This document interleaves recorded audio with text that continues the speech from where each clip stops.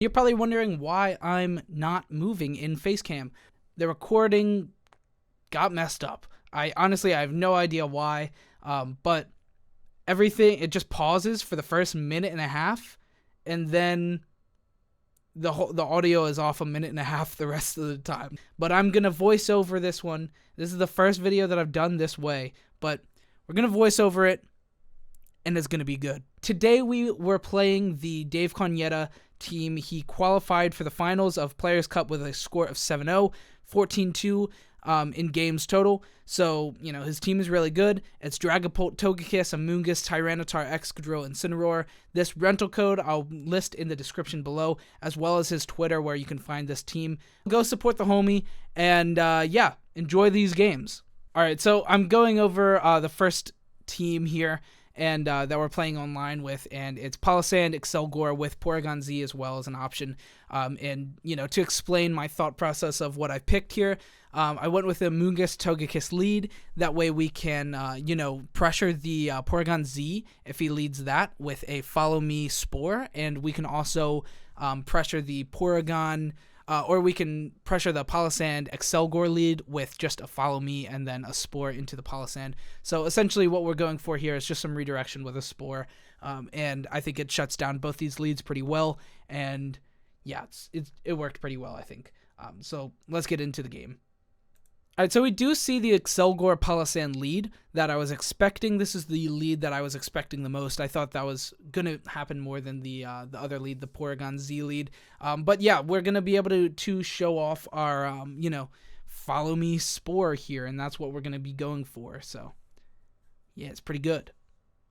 Alright, so we do see the Protect from the Excelgor, which makes a lot of sense, but, Follow Me, Spore is still going to land, which is pretty good. We see no Protect, Dynamax, or Switch from the Palossand, so we're pretty, good. Let's put on some music also, by the way, because I feel like just my voice is going to be pretty boring for this. So we'll have media source. Alright, so our Spore lands on the Palossand, which is really good. I think it was a pretty fair trade-off, but hitting that poison on Sludge Bomb is going to be a big deal for the Togekiss in the coming turns. We once again go for that Follow Me here, and then also a Spore into the Excelgor this turn, but, we do see a U-turn from the Excelgor, and we'll see what he switches into. I already know what he switches into, but it was a really good switch. He switches into a Rillaboom to stop the Spore from connecting, which is a really good play, but now, there is a Rillaboom facing down a Togekiss, which you don't really want to be in that Rillaboom spot. We do see the fail of our Spore because he switched into Rillaboom, and yeah, a strong U-turn by my opponent. Now I'm debating if I want to go for more damage with the Amoonguss, or if I want to play pretty passive, or if I want to go in with Togekiss for an Air Slash, and yeah, we go with, on the offense here. So we see our Amoonguss going for a Protect, and then Air Slash as well from our Togekiss. He does opt for a Rillaboom knockoff into our Amoonguss, into our protected Amoonguss, which is really good. I wasn't expecting this Air Slash to take the knockout, but we do hit a crit, and I don't think that's an Assault Vest on that Rillaboom, most likely. But you know what? We are max attack, I believe, or max special attack, so maybe it was Assault Vest and the crit just mattered a lot. But we are Scope Lens, so, it's not like a crazy good luck thing. It was just, 50-50-50. So we see his Incineroar come in, which is not bad at all. Amoonguss is a little bit threatened by this Incineroar, but not like too much.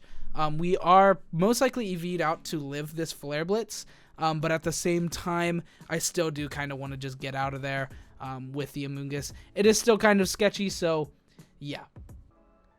I almost ran out of time there, but I still think my play was pretty solid. Switch into Tyranitar from the Amoonguss, and then as well go on the offensive with the young Togekiss. Especially since, it's probably going to faint this turn, and I wasn't too worried about that.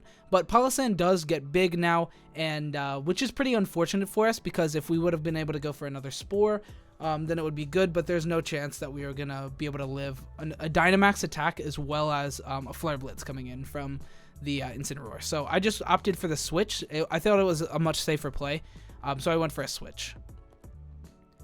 We do get faked out into the Togekiss spot, which is fine. We were going to go for some offense, but we, are able to live that fake out. And the Quake does come in on the Tyranitar, but it barely hangs on, but it also activates our weakness policies. So Tyranitar is now, a big threat that my opponent has to deal with. And Palossand is not going to be able to deal with it because it's so slow comparatively. And so yeah, it's pretty good. But a special defense raise is really strong here from my opponent. Togekiss hangs on from that, but still Sandstorm damage, so we are still going to take it out. I'm debating on going for the full offensive here, or if I want to go for some protection with Tyranitar. I think there's still a good chance Max Quake would take it out, and I'm not entirely, on board with Dragapult, Phantom Force, or Max Phantasm being able to take out the Palossand. OHKOing it. So we're in a sketchy position, but I opt for the Max Phantasm nonetheless, thinking, maybe the double will be able to take it out, that with Lash Out, and I think it will, but, we'll see how it goes. We now have a big Dragapult. Max Phantasm does a lot of damage. We're going to be able to chip away at that Incineroar with defense buffs, or defense debuffs, so, it's not bad. I think we're in a really solid position overall, and Incineroar protecting here is just so good for us, because that double goes unfaltered. Also, we do get a crit here. I don't think the crit mattered, because the Lash Out would have taken it out anyway, but still, good on ya. He brings in his Excelgor, which doesn't really have any pressure against my Pokemon at all. U-Turn does a little bit of chip damage to Tyranitar, but I don't think it'll knock us out at this range. Excelgor usually being a special attacker. Yeah, he has zero offensive pressure against me at this point.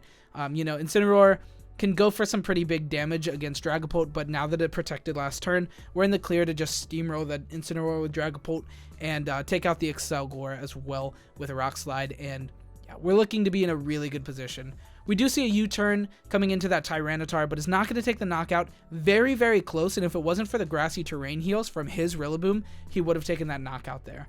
But we do get to knock out the Incineroar, just point blank. It is -1 defense, so, that shouldn't come as much of a surprise. But then, Excelgor, we're just going to take it out this turn. Rock Slide will take it down to its Focus Sash, and then the Sandstorm will take it out from there. So pretty easy game one, wrap it up pretty quickly. If Palossand doesn't really claim all of its stat buffs immediately, if your opponent, can redirect, and then you're just stuck with a bad Excelgor in the back, a mediocre Palossand, and it's pretty easy to shut down that core. So yeah, pretty good game. Let's get into game two of two. It's the last game. Well, let's get into it.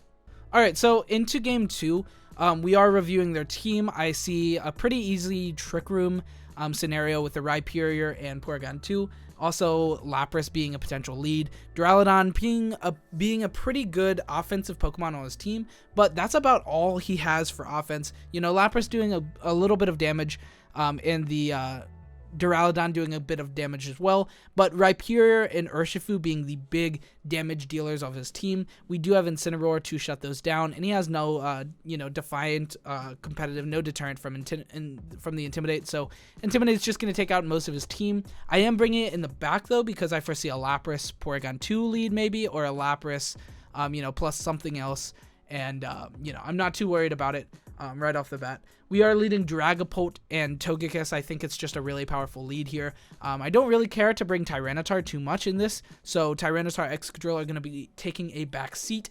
Amoonguss for Trick Room, it's really strong. Spore under Trick Room can just be a win con on its own, and then Incineroar as well to turn off those two, his two offensive Pokemon. That was why we led these, or brought these 4 Pokemon and led the Dragapult Togekiss.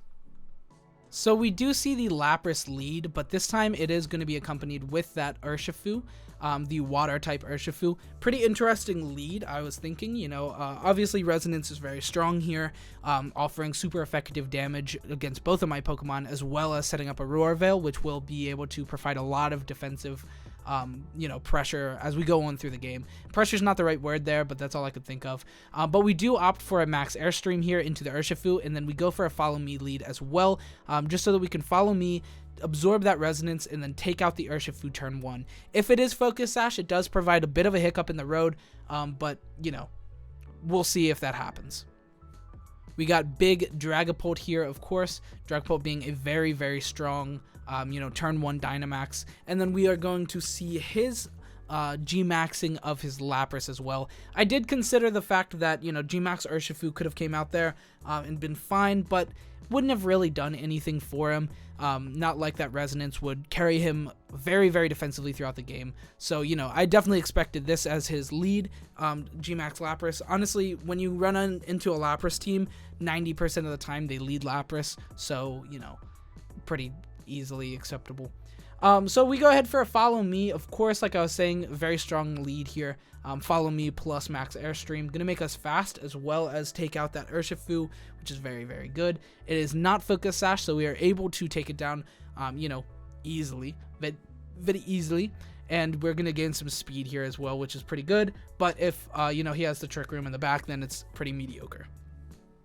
Dragapult will take a little bit of damage from Life Orb, and Resonance will come into that Togekiss. But, you know, Togekiss isn't too worried. Takes a big chunk of damage, but we do live that pretty easily. So having Follow Me for the next turn as well is a very, very good thing to have. We see Porygon 2 come out, which is pretty okay. You know, downloads, does it get the, yeah, it gets an attack raise here, which is pretty fine for us. We definitely like to see that on the opposing side. And yeah, it's just pretty good in general. I realize he's going to get Trick Room up this turn, but we do get a pretty safe switch in to the Amoonguss if, you know, he just Resonance that in Trick Rooms. And then, you know, Amoonguss with Dragapult is pretty capable of taking down a lot of Pokemon that my opponent could have. So, you know, we're in a really solid position now, and I think, you know, this adds a lot. So, you know, we get some defense lowers, which is really good, and then, you know, Togekiss falls. But if we see a Trick Room, then we're in the clear. Honestly, if he Ice Beams, then he would do a lot of damage, but it wouldn't take it out, and then, you know, Dragapult would just, you know, stomp them out pretty easily from there. So, Trick Room is definitely the optimal play for my opponent, but, you know, Amoonguss is just so mighty here. You know, there's nothing that my opponent can really do to that. So we're going for a Spore into the Porygon 2. I figured, you know, Porygon 2 is probably going to be the next to attack. It's going to set up, you know, Ice Beam for some big damage against both my Pokemon. So Sporing it out of the way is a really good thing to do here. Resonance, I'm pretty confident in the fact that Resonance won't knock out my Dragapult from this range. It does hang on, which is really good, allowing us to get another Max Phantasm off, making both of their Pokemon -2 defense, which is really, really huge, especially with Dragapult being able to, you know, take a lot of, putting a lot of damage here as we move forward. As we can go on through the game, we can go ahead and just Spore things over and over again and pretty much just minimize everything that my opponent has gotten this far through the game. You know, Aurora Veil has been very good for him, allowing his Lapras to stay alive this long. I definitely think, you know, the Porygon 2 should probably switch out here, but he opts to keep it in, just trying to eat away at those sleep turns. But we do get to Spore the Lapras now as well. Not having any kind of thing like Rillaboom, his own Amoonguss, not having any kind of Grass-type Pokemon on his team has been a pretty big downside for his team since he set Trick Room and allow my Amoonguss to just Spore every single thing that wants to move. Dragon Darts, I was thinking it was going to take the knockout on the Lapras this turn. It doesn't take the knockout, but honestly, I'm really fine with that just because now, you know, he has two Pokemon that are sleeping, and he doesn't really want to, like, switch around. But he really should because, you know, that -2 defense is what's going to really take him down in the long run. And this turn I scramble to figure out what to do, but we do end up going with Protect on Amoonguss because I think, you know, he should realize that that is the problem that he needs to deal with. And now having Tri-Attack, I was expecting an Ice Beam into it, but Tri-Attack would do the same, but we get the Protect off, which is fine. And then we see a Freeze Dry into our Dragapult, waking up, you know, not after very long of turns.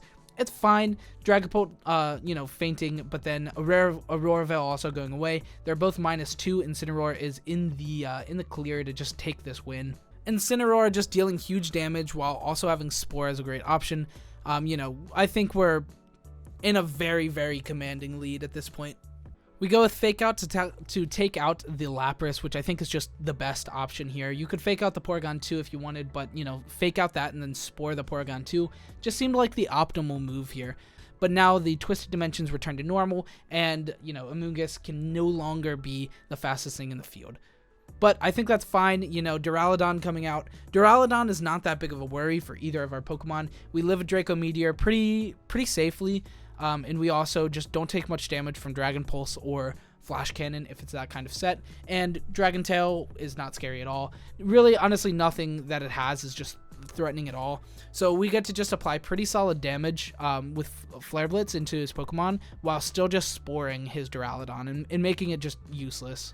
So we do see a Draco Meteor here, but we do avoid it, which, like I said, I don't think it really matters much because we're going to be taking out this Porygon 2, not this turn, but the next turn, and then also, you know, sporing the Duraludon, so it does nothing next turn as well. And then Incineroar is just dealing really good damage out here.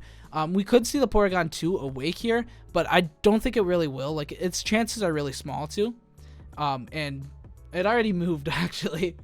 While saying that was pretty dumb. Flare Blitz going to take it out before it gets to do any damage, and then Energy Ball is going to do like 1% to the Duraludon, so, you know. We could have just gone with Spore to cover the option of it waking up, but I felt pretty confident in the fact that we should just start chipping away. And we do start chipping away, but, I mean, that chip is almost, you know, it's a crumb. It is not even a chip, so, yeah. He does manage to wake up and hits this Draco Meteor this time, but like I said, I'm pretty confident in the fact that we live this, so yeah, not too worried. We do go really, really low, but that is due to a critical hit, so not too bad in general. And now it's -2, so it doesn't even have, like, get even close to pressuring our Incineroar. Flare Blitz doing, you know, pretty close to 50% damage, but Spore being really, really, really powerful here. You know, it was pretty much just Spore the game, and made it so my opponent couldn't really play the game. But, you know, they set up Trick Room. They knew that Amoonguss was on my team, or they should have assumed it because, you know, it's the only thing that I have for Trick Room, really. So, yeah, just Spore every turn was just a given. So, yeah, he quits. There was no way for him to win. Anyway, that is going to be it for this video. Thank you so much for watching. I hope you enjoyed, even though the face cam is really annoying there. I'm saying the exact same thing right now. Hey, go down to the comment section right now and comment, hey, nice vid. Also, like, comment, subscribe. The 5 thing is that, you know, you only have 5 things that I want you to do. Like, comment, subscribe, join my Discord, follow me on Twitter. Do all 5 of those things. You'll live a happy life, and I'll live a happier life. Anyway, thank you so much for watching. Rental code down in the description. Hope you enjoyed. Have a great next 2 months, and goodbye.